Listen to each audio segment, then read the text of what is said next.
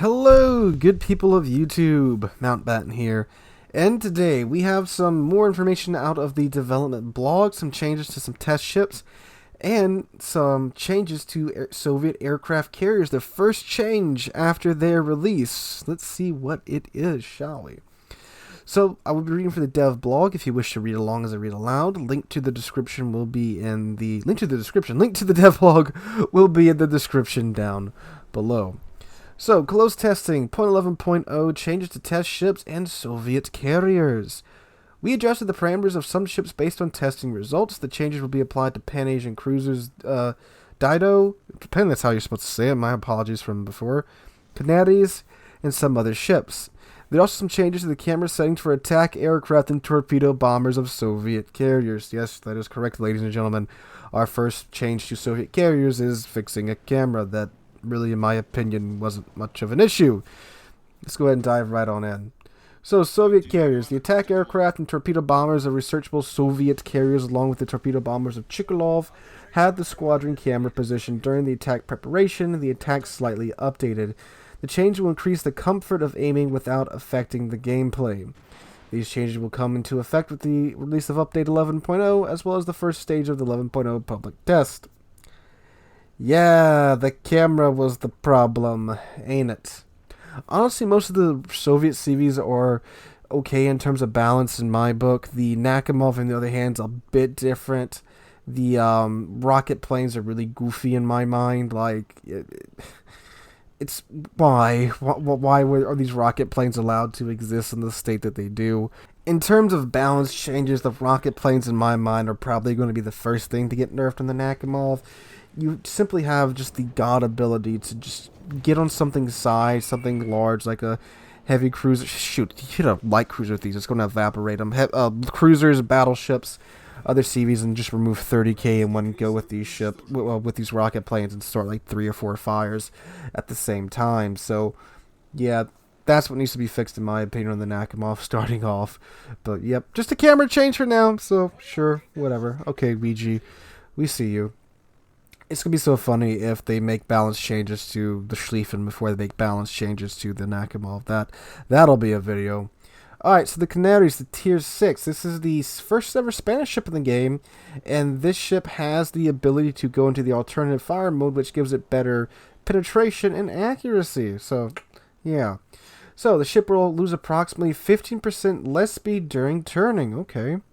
The interval between salvos in the alternate fire mode increased from 1 to 1.2. Oh, it also, of course, decreases the reload down to 1.2 seconds. Main battery reload time in the alternate firing mode increased from 40 to 50 seconds. So she got a nerf to her machine gun mode.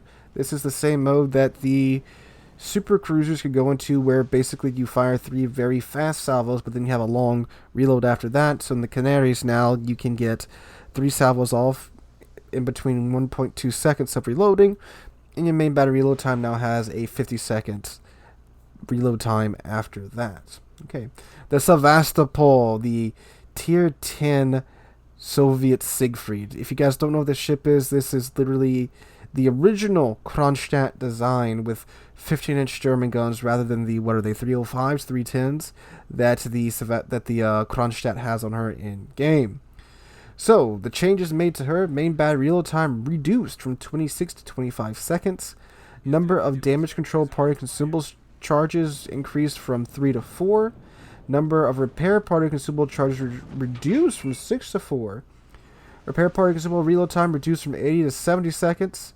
Number of the engine boost consumable charges reduced from 6 to 4. So, the Sevastopol, this is a Kronstadt hull, which is a Tier 9 hull, at Tier 10, and they gave her these really gimmicky repair parties. They take a very long time to repair the ship, and they're not even that good either. They're kind of mediocre, but you had a lot of them, and they cool down in 80 seconds before, 70 seconds now, so a slightly quicker time. But it's interesting, they reduced her charges from 6 to 4. That's interesting. So now you can get 5 with Superintendent, and they didn't say they changed anything about how much health they recover, so I'm assuming there's still the long runtime but poor health regeneration. which is interesting. So Sevastopol, a lot of players are worrying that it's going to be this really broken ship. I'm not entirely convinced it's going to be super nutty. It's like something like the Stalingrad, because this is still the Kronstadt hull at tier 10. At tier 9, the Kronstadt hull is very good, but it's not like Stalingrad good. It's pretty darn easy to chunk with a battleship with big guns, and it's, of course, like all Soviet large ships, except for the Petropavlovsk, incredibly easy to bully from the side. It's very, very easy to one-shot a Kronstadt in just about every tier 9, or heck, even most tier 8 battleships. So this is going to be an interesting ship to say the least. Now the 15-inch guns, they are pretty accurate from what we've seen, and they do have the Soviet bias AP shells, so they are very good in those regards, and that's probably going to be, of course, the main feature of this ship. But it's interesting to see how they're going with the gimmicky hills, and it looks like they're almost kind of going back to the whole normal hill thing. Now this hull does have like 73,000 HP in it, so that is quite a healthy tier 10 cruiser, of course. So we'll see what happens with the Sevastopol. Alright, US Destroyer Sherman, the tier 10. Main battery reload time reduced from 2 to 1.5 seconds.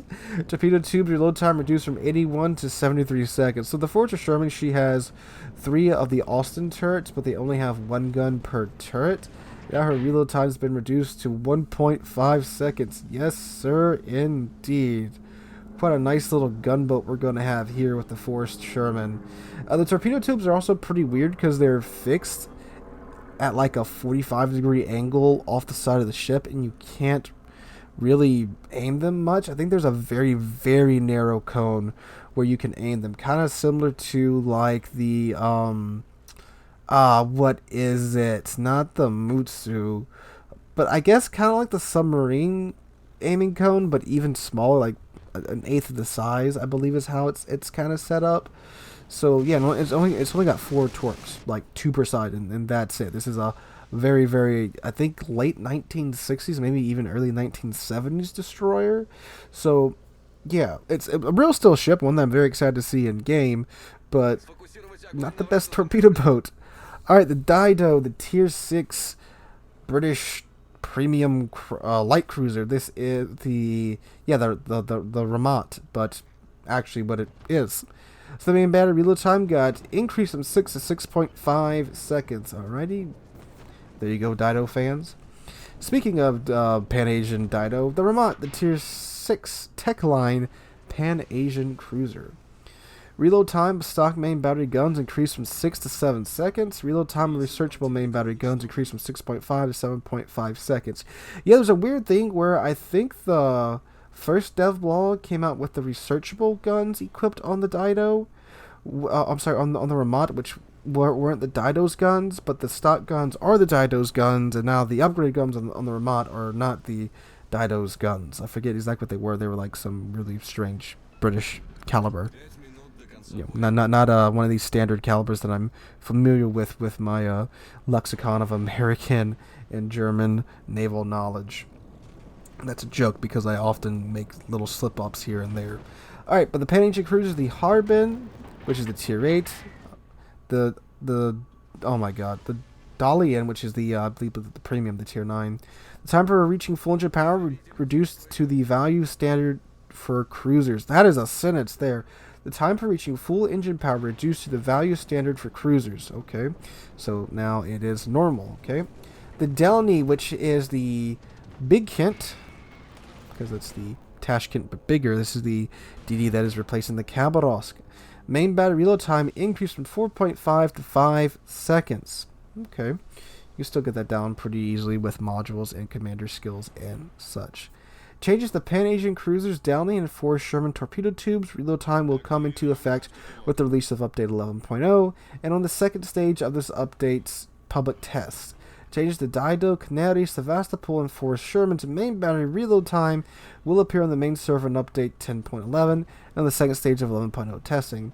Please all information, yada yada, development blog, yada yada, preliminary website. Okay, so the big takeaways from this is that Sevastopol's whole identity seems to be up in the air a little bit in terms of the gimmicks of its consumables. Like I said before, the consumables were incredibly gimmicky beforehand, and it just looks like maybe with them pulling the amount of charges back down to 4 and the reload time back down to 70, that they're kind of backing away from the whole super gimmicky thing that they got going on here.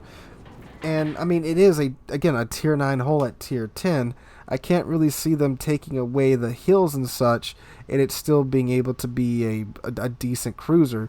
Now the fast damage cons will definitely help it out quite a lot, but again, tier 9 hull at tier 10. Not sure exactly how it's going to go.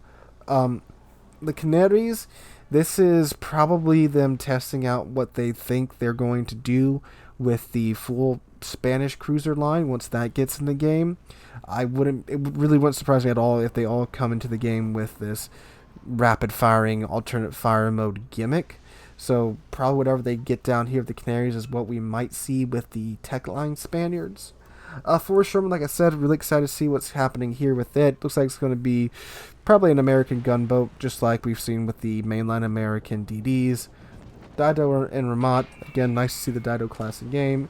And again, Pan-Asian cruisers now have the standard spool-up time for their engines.